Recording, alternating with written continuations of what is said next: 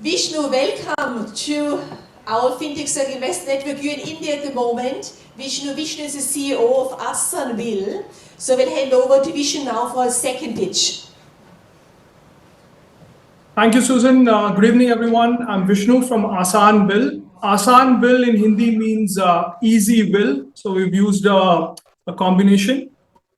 5 years ago, my uncle passed away without a will and testament, and I saw the amount of pain that our family had to go through to figure out what all his assets were. And eventually, it led to an ugly dispute during their distribution. At Aasaan our mission is to make intergenerational wealth transfer easy by leveraging technology.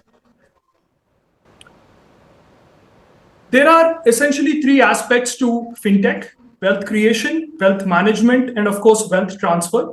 Most of us tend to focus on the first two pillars, wealth creation and wealth management. Wealth transfer remains a huge blind spot. Unfortunately, as humans, we don't like to contemplate our own mortality. The biggest exit of all is, whether we like to admit it or not, is the exit from this life. That is precisely where we are seeing a huge problem brewing in India. Billions of pounds of wealth is currently unclaimed. As of 2020, it was over $6 billion because family members had absolutely no idea about the investments of their kin. And this number is growing at double-digit CAGR. And the worst part is over 1.5 million court cases are currently pending, and it takes several months to years to acquire your own family's assets. Succession planning remains hugely underpenetrated in India. As you can see, it is fully offline, time-consuming, and expensive. Aasaan is India's favorite end-to-end digital will writing platform. I'm showing you what a real will looks like. Very much like the English law, India mimics itself after the common law of the UK. So you need to print it and sign it in Vedic. And Aasaan offers registration, notarization. It's a huge differentiator from the competition. Just to let you know a little bit of the reality when it comes to the succession planning law in India, women, for example, are significantly disadvantaged. When a Hindu married man dies without a will, the mother of the man at least gets 1/3 of his total estate. Whereas when a Hindu married woman passes away without a will, her parents do not get anything. The underlying assumption here is that the woman belongs to the family of the man, or she becomes part of the wider chattel. Unfortunately, the current laws do not necessarily cater to millions of Indians. For example, LGBTQ cohabiting couples do not have the same rights as heterosexual married partners. And the social fabric of India is now changing. We are going after a $4 billion market that is growing at 30% CAGR rapidly. Just to put this in comparison, in the US, it's around 35% of penetration, whereas in India, it's less than 3%. From a market perspective, I think it's excellent timing. India is poised to be the world's third largest economy in the next decade and a half. So you can already imagine the quantum of wealth transfer that might happen. So we are entering it at the right time.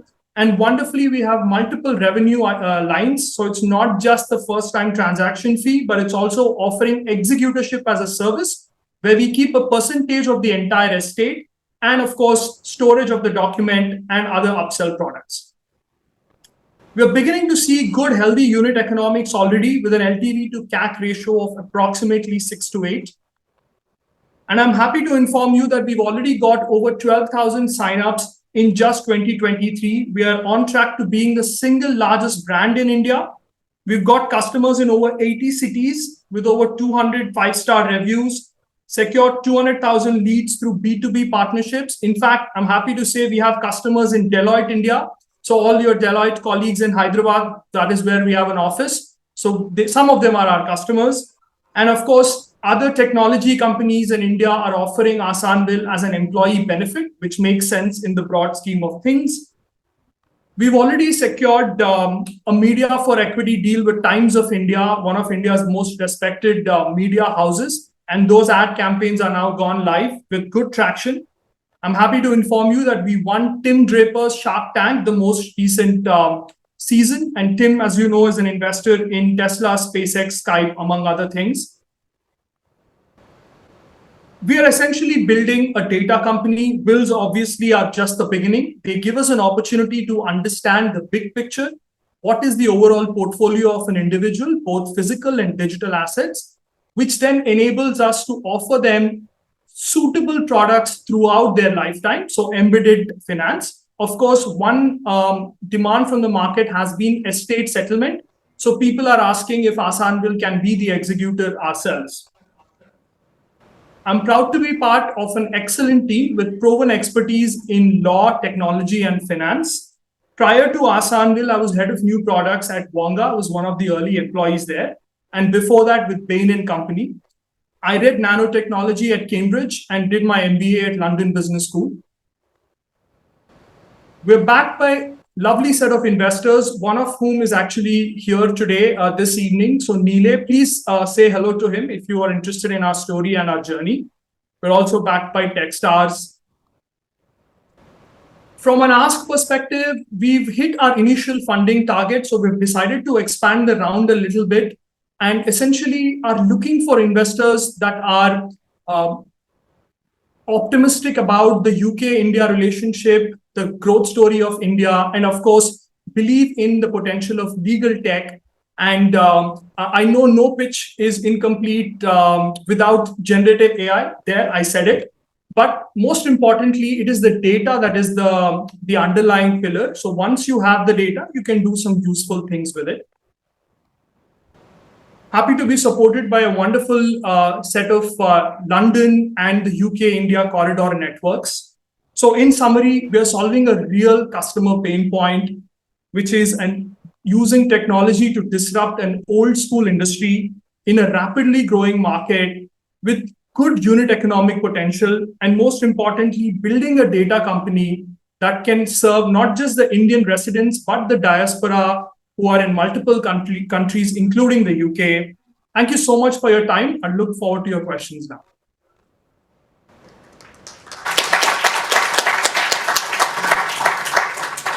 Thank you very much, Vishnu. Excellent presentation. So let me open up for questions.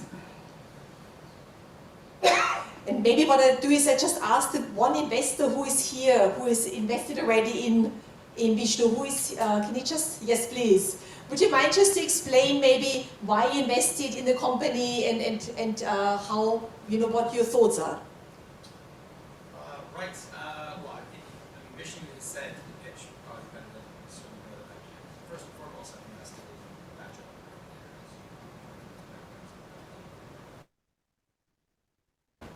Great experience and really focused on solving social challenge and creating social capital. The underlying short version is this is a very nice beachhead to fantastic opportunity, which is data at its core. That is absolutely data, very linked in here. Nice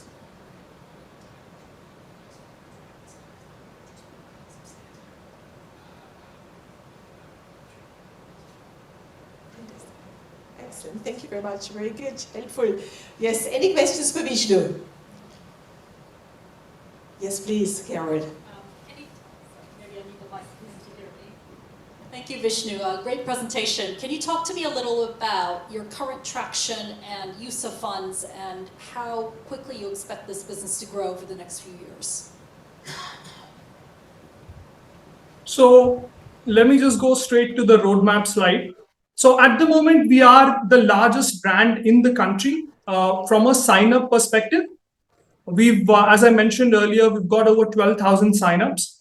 The goal for the first year is essentially to try and get to 2,500 wills written.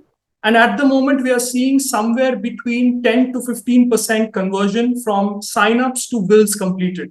Because we have to nudge people. It takes them around 15 minutes to finish the first information supply.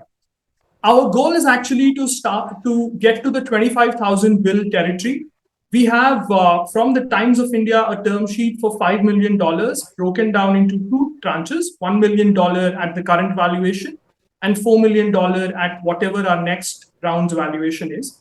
And I think Times is a phenomenal partner because we now do front page ads and television ads, which is how this conversation is now beginning to start in the country. Unfortunately, most people pre-COVID were totally oblivious to mortality. So we are almost spearheading this conversation about, hey, let's talk about wealth transfer. Indians especially are susceptible to diabetes and heart attacks and other metabolic conditions. Beyond that, what we want to do is we want to get into other adjacent products which are still legal, so not completely outside of our core. For example, estate settlement. I see a huge opportunity there, especially as Indians are accumulating more and more wealth. The next few millionaires and billionaires will be coming from here, and they will certainly get older. Right now, we're a slightly younger country. So that's the direction of travel. And if you're lucky, we'll potentially ask for a life insurance distributorship license once we have enough volume, and then maybe we can offer an add-on product to get a deeper share of wallet. But that's roughly the game plan. Great. Vishnu, yes. One more question, yes, please. Thank you.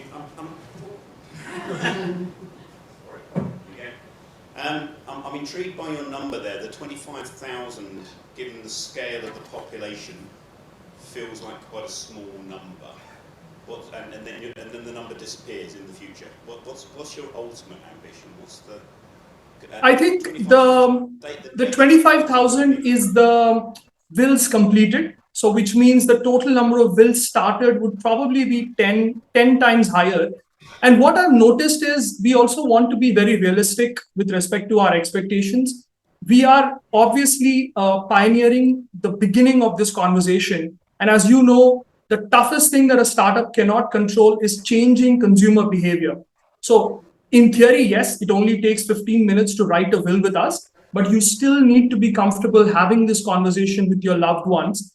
And that is why we are, based on real learnings, we've identified a bunch of target customer segments where the urgency to write a will is higher. For example, terminally ill patients. They have a certain runway in their mind, and therefore they cannot procrastinate doing a succession plan.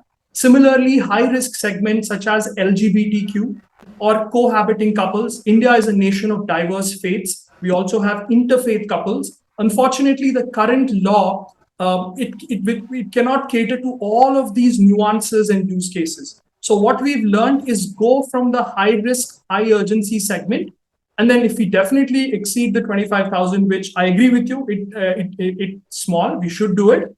But at the same time, we wanted to rather err on the side of being conservative as opposed to being overly optimistic. Thank you.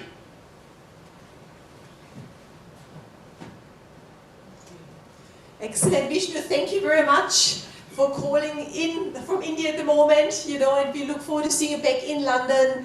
So thank you very much to our second startup.